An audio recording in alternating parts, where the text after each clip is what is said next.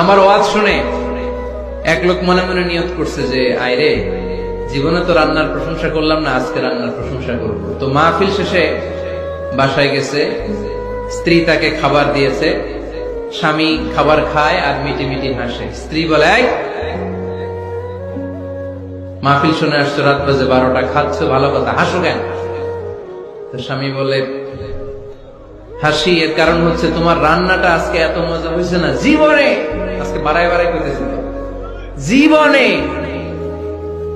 এত মজার রান্না খাইনি। রান্না মজা হয়েছে শুই না। স্ত্রী তো রেগে গেছে, কি গত 10 বছর ধরে তোমার রান্না করে খাওয়াই, একদিনও রান্নার প্রশংসা করলা না, আর আজকে পাশের ঘরের ভাবি একটু গরুর গোশতের তরকারি পাঠাইছিল বাটিতে করে, পাশের ঘরের ভাবি একটু আমাদের বাড়িতে তরকারি পাঠাইছিল, তো ওই তরকারি দিয়েই তোমাকে খাবার দিছি, আজকে রান্না টান্না আমি করি নাই।